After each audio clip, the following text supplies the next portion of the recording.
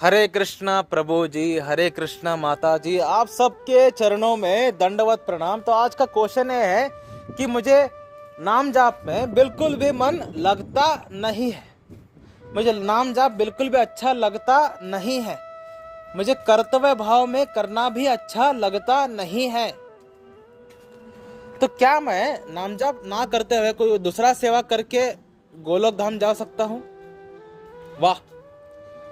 जो पहले एक क्वेश्चन को पूछा है, प्लीज उनके लिए सब लोग स्टैंडिंग ओवेशन दे, सार्केस्टिक वे में ताली बजाओ, हंसो इन पे। भाई, गोलोक वृंदावन में बाकी सब की सब कार्य छोड़ दो, केवल अगर तुम रोज हरे कृष्ण महामंत्र 16 माला करोगे तुम्हें गोलोक वृंदावन मिल जाएगा। बाकी सब सेवा करने की जरूरत नहीं है, केवल हरे कृष्ण महामंत्र 16 माला करने से आपको गोलोक वृंदावन मिल जाएगा, कंपलसरी। खुद श्रील प्रभुपाद जी ने गारंटी दिया है, मैं अपने तरफ से नहीं बोल रहा हूं। खुद श्रील प्रभुपाद जी ने बोला है, तुम लोग 4 नियमों का पालन करो, 16 माला करो। मैं गारंटी के साथ देता हूं कि मैं पर्सनली आऊंगा तुम लोगों को गोलोक वृंदावन को ले जाने के लिए। और एक बार बोला था कि तुम लोग 4 नियमों का पालन करो, रोज 16 माला हरे कृष्ण महामंत्र बोलो। हमारे गौरंगा यानी चैतन्य महाप्रभु खुद आएंगे तुम लोगों को गोलोक वृंदावन ले जाने के लिए, और मैं इसका गारंटी देता हूं।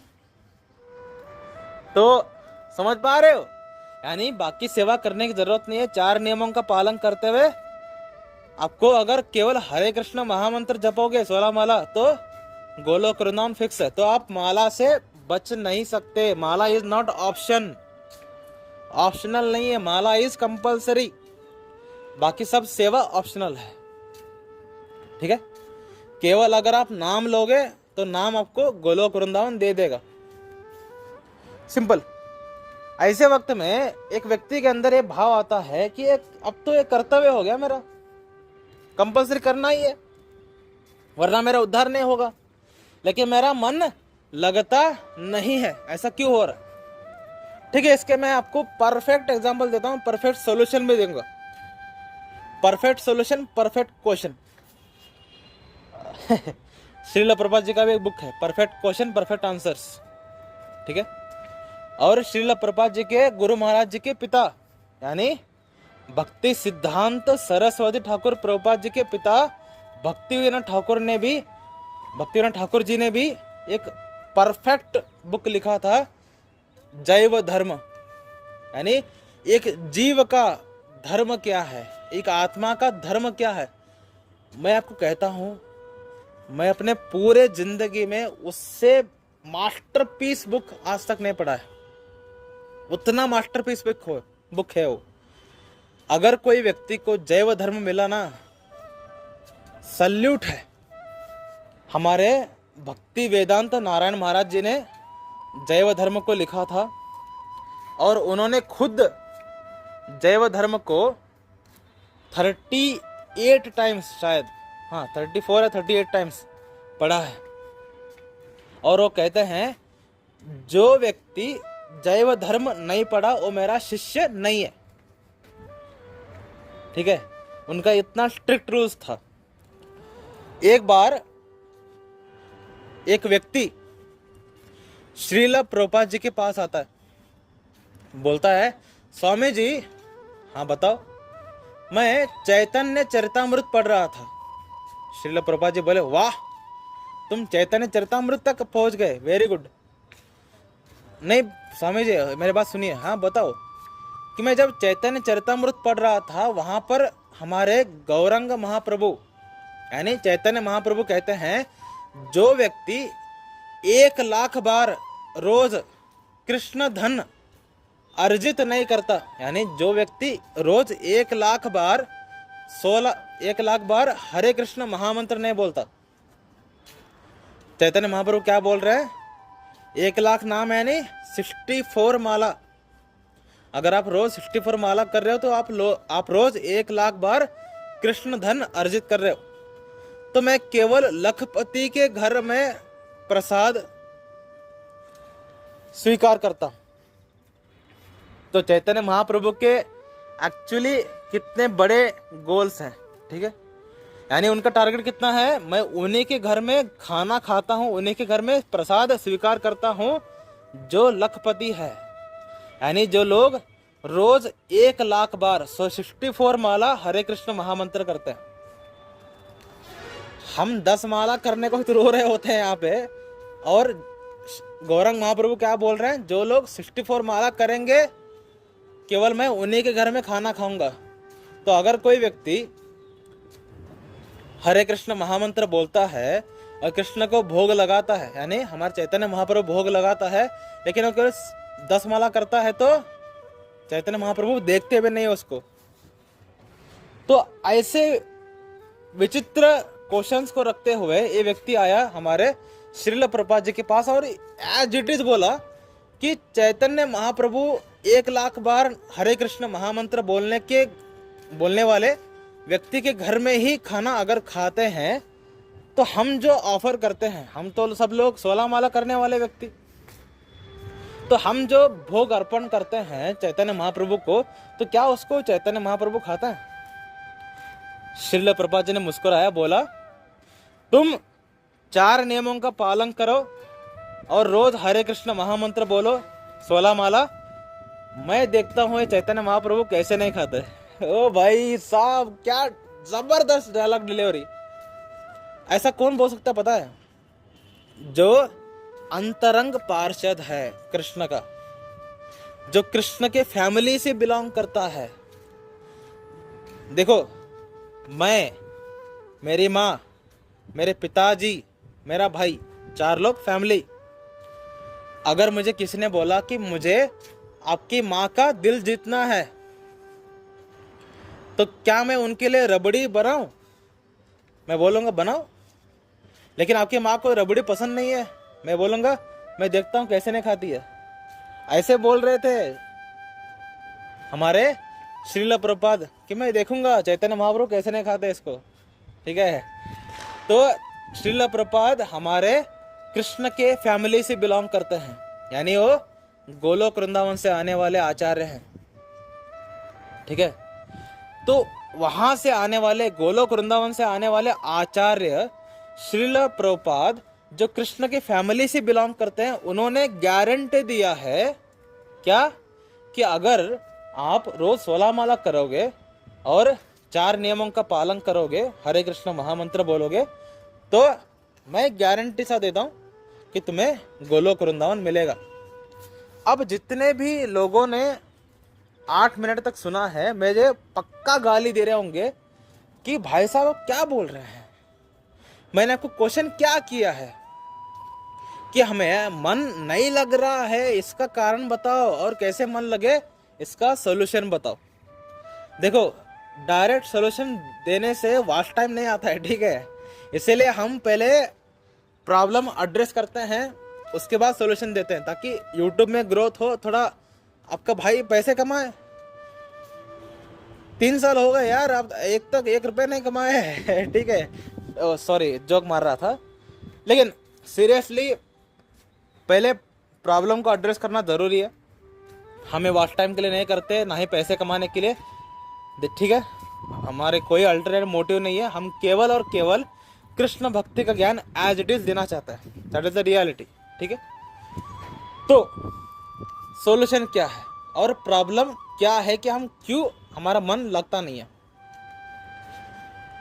क्लियर कट हृदय को चुभने वाला आंसर दूं, जो व्यक्ति भयंकर पापी होता है, जिसके हृदय में भयंकर पाप होता है, जिसके हृदय में भयंकर विकार होते हैं, वो व्यक्ति नास्तिक होता है। यानी वो भगवान को मानता ही नहीं है, भगवान का नाम कभी लेता ही नहीं है, ठीक है। और उनसे थोड़े कम पापी जो लोग होते हैं, थोड़े कम, अगर इन्फिनाइट पाप जिसके हृदय में है वो नास्तिक है, तो कुछ करोड़ पाप जिनके हृदय में होते हैं, वो व्यक्ति नाम जाप शुरू करता है तो उसको बिल्कुल भी मन लगता नहीं है नाम जाप पे। वो कर्तव्य भाव से मेरे से ऑडियो सुन करके, देखो श्रील प्रभुपाद जी कृष्ण की फैमिली से बिलोंग करते हैं, उन्होंने गारंटी दिया है रोज 16 माला करने से गोलोक वृंदावन मिलेगा, चलो करते हैं। इस भाव में आकर के करना शुरू कर दिया, लेकिन मन नहीं लग रहा क्योंकि इसके हृदय में करोड़ों गुना पाप अभी भी भरा हुआ है। तो जो हरे कृष्ण महामंत्र है वो पहले आपकी इंद्रियों के लेवल पे जो विकार है, हम सब इंद्रियों के दास है। हम बोलते हैं कृष्ण दास, एक्चुअली हम इंद्रियों के दास है। हमारा नाक बोलता है कुछ अच्छा सूंघ ले, हम उसकी बात मानते हैं। हमारा जबान बोलता है कुछ अच्छा बोल ले, कुछ अच्छा खा ले, हम उसकी बात मानते हैं। हमारा चर्म बोलता है हस्तमैथुन कर ले, लड़की से बात कर, लड़की को टच कर, हम उसकी बात मानते हैं। यानी हम कौन है? हम इंद्रियों के दास हैं। तो पहले हरे कृष्ण महामंत्र कुछ साल तक आपके इंद्रियों के लेवल पर जो विकार है उनको काटता है, ठीक है। इट डिपेंड्स ऑन योर श्रद्धा। अगर एक व्यक्ति का श्रद्धा बहुत तगड़ा वाला है, अगर एक व्यक्ति अच्छे से शुद्ध भक्तों के साथ रहता है, उनसे प्रश्न पूछता, बातें करता है, तो इंद्रियों के लेवल पे विकार कटना बहुत ज़्यादा आसान हो जाता है और बहुत कम टाइम में हो जाता है, ठीक है। तो पहला सॉल्यूशन क्या है कि हमें अच्छे भक्तों से, शुद्ध भक्तों से उनकी वाणी को सुनना है, उनका संग करना है। तो आपकी इंद्रियों के लेवल पे जो विकार है ना वो कटना शुरू हो जाएगा और आप आ जाएंगे भजन क्रिया में, थर्ड स्टेज ऑफ भक्ति, ठीक है। भजन क्रिया में भी आपकी इंद्रियों के लेवल पर जो विकार हैं वो तो निकल गए। यानी अब आपका हस्तमैथुन करने का मन नहीं करता, अब आपका मास्टरबेशन करने का बिल्कुल मन नहीं करता, अब आपको लड़कियों से कोई आसक्ति नहीं रही। अब आपकी जीभ, अगर कोई बोले कि जीभ मुझे पानीपुरी खाना है, आप पानीपुरी नहीं खाते, यानी आपके मन कंट्रोल में आना शुरू हो गया। आप आ गए अब भजन क्रिया में। देखो भजन क्रिया का व्यक्ति आराम से सालों साल तक ब्रह्मचर्य पालन कर लेगा, उसके नीचे के लोग कभी कर नहीं पाएंगे, ठीक है। जो लोग साधु संघ में है, श्रद्धा में है, भाई उससे 2 महीने में ब्रह्मचर्य पालन नहीं होगा कभी भी, क्यों? इंद्रियों के लेवल पर है अभी। तो हरे कृष्ण महामंत्र आपकी इंद्रियों के लेवल पे जो विकार है उनको काटना शुरू कर देगा। तो व्यक्ति को ब्रह्मचर्य पालन करना, इंद्रियों के लेवल पे जो विकार होते हैं उनको कंट्रोल करना, इंद्रियों को कंट्रोल करना बहुत आसान हो जाएगा। अब वो इंद्रियों के दास से मन दास हो जाएगा। यानी इंद्रियों को तो उसने कंट्रोल कर लिया, लेकिन मन अभी भी कंट्रोल में नहीं है। तो भजन क्रिया का व्यक्ति मन दास होता है, मन दास, ठीक है। तो हरे कृष्ण महामंत्र फ्रॉम भजन क्रिया टू निष्ठा, ये मन के अंदर के जो विकार है इनको काटने का काम शुरू करता है, ठीक है। मन के अंदर के विकार यानी काम, क्रोध, लोभ, मन, मोह, मद, मात्सर्य, ठीक है। काम, क्रोध, लोभ, मोह, मद, मात्सर्य, इन 6 विकारों को काटना शुरू कर देगा। और ईर्ष्या, मात्सर्य ईर्ष्या है, ठीक है, द्वेष, जो भी भावनाएं आते हैं इन सब में उनको सब मिटाना शुरू कर देगा। और अनर्थ निवृत्ति जैसे ही खत्म होगी, आपके मन के लेवल के विकार खत्म हो जाएंगे। और जब आपके मन के लेवल के विकार खत्म होंगे तब आपको हरे कृष्ण महामंत्र बोलने में हल्का हल्का मन लगना शुरू हो जाएगा, हल्का हल्का। यानी आप अगर 16 माला कर रहे हो तो 8-10 माला तक तो आपको पता भी नहीं चला कि कैसे माला खत्म हो गए। उसके बाद आपको हल्का सा बोरिंग लग सकता है, यार ये रिपीटेशन हो रही है, मन नहीं लग रहा, ऐसा हो सकता है। लेकिन 8-10 माला तक तो पता भी नहीं चला कैसे चला गया टाइम, इतना फ्लो में था वो। ऐसा हो जाएगा निष्ठा की अवस्था में, यानी आपके मन के लेवल के जो विकार है वो सारे हट गए। अब आते हैं आपके पाप। ये सब विकार थे, पाप नहीं थे, ये सब विकार थे। अब आते हैं आपके पाप, निष्ठा के लेवल से रुचि की अवस्था तक, एक ही स्टेज आगे का। इस अवस्था में आपके सारे के सारे पाप भस्म होना शुरू हो जाएगा, सारे के सारे एक ही स्टेज में खत्म हो जाएंगे सारे। और जैसे ही सारे के सारे पाप खत्म होंगे, आपका मन 100% लगना शुरू हो जाएगा नाम में। इसी के वजह से उसको रुचि अवस्था कहा जाता है। समझ में आया रुचि अवस्था का मतलब क्या है? रुचि अवस्था का मतलब है कि हमारे जीवन के सारे विकार खत्म हो गए, हमारे जीवन के सारे पाप खत्म हो गए, अब हमें मन लगना शुरू हो गया हरे कृष्ण महामंत्र में। केवल हरे कृष्ण महामंत्र में नहीं, कृष्ण जी के हर एक सेवा में, ठीक है, कृष्ण जी के हर एक सेवा में मन लगना शुरू हो गया, मुझे टेस्ट मिलना शुरू हो गया। इसी को रुचि अवस्था कहते हैं और इसी को शुद्ध नाम भास कहते हैं। ठीक है, यानी श्रद्धा टू भजन क्रिया वो ले रहा था अशुद्ध नामभास, फ्रॉम भजन क्रिया टू निष्ठा वो ले रहा था अपराध नाम। जैसे ही रुचि अवस्था में आया उसका शुरू हो गया शुद्ध नामभास, और शुद्ध नामभास जैसे ही शुरू हुआ उसका मन 100% लगना शुरू हो गया। 16 माला मक्खन की तरह खत्म हो जाता है रुचि अवस्था के लोगों के। हमारे ग्रुप में जो लोग रुचि अवस्था में हैं उनसे मैं कभी पूछूंगा कि आपके 16 माला मक्खन की तरह होते हैं क्या? अगर होते हैं तो एक्चुअली वो 16 माला रुचि अवस्था में होंगे। ठीक है, अगर 16 माला मक्खन की तरह खत्म नहीं होते, अभी भी इंद्रियों के विकार हैं, मन के विकार हैं, तो प्लीज थोड़ा सोचिए कि आप रुचि अवस्था में है या नहीं। ठीक है, ठीक है, सीरियसली सोचिएगा इसके बारे में। तो जैसे ही रुचि अवस्था में आए आपका शुद्ध नामभास शुरू हुआ और आपका मन 100% लगना शुरू हो गया। और जैसे ही रुचि अवस्था से आसक्ति अवस्था के एंड तक आओगे आपका शुद्ध नाम भास ही रहेगा। और इस शुद्ध नाम भास के दौरान अगर आप मर गए, अगर आप शरीर त्याग दिए, तो आपको वैकुंठ मिल जाएगा। ठीक है, गोलोक वृंदावन नहीं, वैकुंठ। लेकिन अगर आपने बोला कि मर गए, लेकिन आपने बोला कि नहीं विष्णु जी मुझे वैकुंठ नहीं आना है क्योंकि मुझे आपके लिए विशेष मतलब रिस्पेक्ट है, लेकिन प्रेम हम कृष्ण से करते हैं, इसलिए मुझे और एक मौका दीजिए कि मैं और अच्छे से नाम जाप करके भाव अवस्था में आऊँगा ताकि मेरा शुद्ध नाम शुरू हो और मैं गोलोक वृंदावन जाना चाहता हूँ। आपको विष्णु जी क्या करेंगे, वृंदावन में शुद्ध भक्तों के घर में जन्म दे देंगे। ठीक है, और आप शुरुआत ही करोगे आसक्ति से।